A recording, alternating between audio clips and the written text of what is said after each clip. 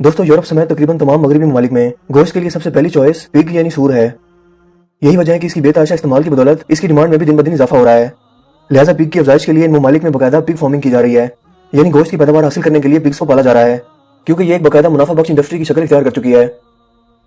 सिर्फ फ्रांस के अंदर 42,000 से ज्यादा पिग फार्म्स मौजूद हैं। अमेरिका, कनाडा और यूरोपीय यूनियन के ममालिक दुनिया भर में सबसे ज्यादा इसका गोश्त एक्सपोर्ट करते हैं। मेडिकल साइंस ये साबित कर चुकी है कि बाकी जानवरों के मुकाबले में पिग के गोश्त में चिकनाई या फैट्स की बहुत ज्यादा मिकदार मौजूद होती है, जिससे तरह तरह की बीमारियां, मसलन मोटापा, दिल की बीमारियां, डायबिटीज और पट्ठों की तकलीफ जन्म लेती हैं। लिहाजा अगर हम सिर्फ अमेरिका की मिसाल दें तो अमेरिकी लोग सिर्फ पिग मीट के इस्तेमाल को तरजीह देते हैं और इसमें मौजूद चर्बी को इस्तेमाल नहीं करते।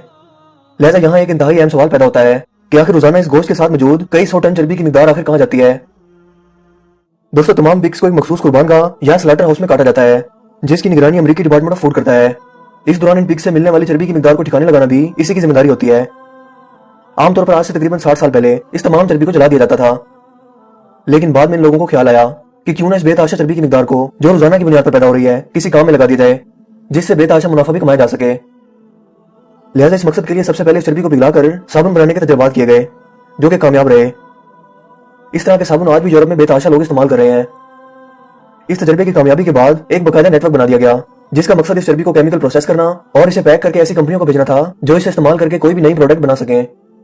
यह सिलसिला एक तवील अरसे तक जारी रहा, जबकि इसी दौरान तमाम यूरोपीय ममालिक ने एक मुश्तरका कानून बना दिया कि तमाम खाने पीने की अशिया, मेडिकल प्रोडक्ट्स और पर्सनल हाइजीनिक प्रोडक्ट्स पर इसके इंग्रेडिएंट्स या ऐसे अज्जा जिससे वो प्रोडक्ट बनी है इन्हें मेंशन करना या लिखना जरूरी है। लिहाजा इस वक्त इस पिग फैट को इंग्रेडिएंट्स में पिग फैट ही लिखा जाने लगा। यह सिलसिला 40 साल तक जारी रहा। जो लोग यूरोप में मकामी है वो इस बात से अच्छी तरह वाकिफ हैं, लेकिन चूंकि पिग फैट का गोश्त और इससे बनी कोई भी चीज का इस्तेमाल इस्लामी तालीमात में हराम है, लिहाजा इससे बनी तमाम प्रोडक्ट्स जब मुस्लिम ममालिक में भेजी जाने लगी तो इन पर बैन लगाकर इनको खरीदना बंद कर दिया गया। इस समझ से अमेरिकी ट्रेड और मईशत को अच्छा खासा धचका लगा। लिहाजा इस मकसद के लिए अब एक नए मंसूबे पर गौर किया जाने लगा, यानी इस पिग फैट को मुस्लिम ममालिक तक पहुंचाने के लिए कोई नया तरीका ढूंढना। दोस्तों आपको अमेरिकी वॉर ऑफ रिफॉर्म या 1857 की सिविल वार यकीनन याद होगी। इस दौरान पहली बार राइफल बुलेट्स को यूरोप में बनाया गया था और इन्हें बाकी बड़े आजमों तक समंदर के रास्ते पहुंचाया गया। यह रास्ता बहुत लंबा हुआ करता था, जिसमें महीनों का वक्त दरकार होता। इस दौरान बुलेट्स में मौजूद गन पाउडर खराब हो जाया करता, क्योंकि समंदर की नमी और पड़ने वाली धूप इसे केमिकल होने की बिना पर रिएक्ट करके तबाह कर देती। लिहाजा इनको महफूज बनाने के लिए एक नया तरीका दरियाफ्त किया गया और इन बुलेट्स को पिग फैट के जरिए कोट कर दिया गया, यानी सूअर की चर्बी की तय इन बुलेट्स पर चढ़ाई जाने लगी।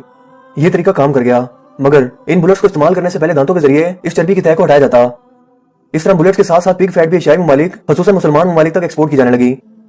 इसके साथ साथ अमेरिकन फौजियों खसूसन मुसलमान और वेजिटेरियंस यानी जो लोग गोश्त नहीं खाते, उन्होंने इन बुलेट्स के जरिए जंग करने से इनकार कर दिया, जिसका नतीजा बढ़ते बढ़ते बगावत तक जा पहुंचा और यूं अमेरिकन सिविल वार हुई। इस वाकये के बाद यूरोपीय ममालिक को इस बात का तो अच्छी तरह से अंदाजा हो गया कि मुसलमान पिग और इससे बनी मसनूआत के किस कदर मुखालिफ हैं और किसी सूरत इसे इस्तेमाल नहीं करेंगे। लिहाजा अब उन्होंने मुसलमान ममालिक को भिजवाई जाने वाली प्रोडक्ट्स में पिग फैट का नाम बदलकर एनिमल फैट लिखना शुरू कर दिया। यूरोप में जो लोग 1970 की दिहाई से रह रहे हैं वो इस हकीकत से अच्छी तरह वाकिफ हैं। जब मुसलमान ममालिक की अथॉरिटीज ने यह सवाल उठाया कि ये किस जानवर की चर्बी है जिसे एनिमल फैट कहकर तमाम खाने पीने और हर तरह की दूसरी मसनूआत पर इनकी तैयारी के अज्जा के तौर पर लिखा गया है, तो इनसे झूठ बोला गया कि ये गाय और भेड़ की चर्बी है। लेकिन दोस्तों यहाँ एक सवाल और पैदा होता है कि अगर मान भी लिया जाए कि ये गाय और भेड़ की चर्बी है, तब भी ये हराम है, क्योंकि यूरोप में जानवरों को कुर्बान करने के लिए इस्लामी तरीकों पर अमल नहीं किया जाता। लिहाजा वो इस्लामी नुक्ता नजर से हलाल नहीं है। लिहाजा इसी बिना पर एक बार फिर इन प्रोडक्ट्स को इस्लामी ममालिक में बैन कर दिया गया।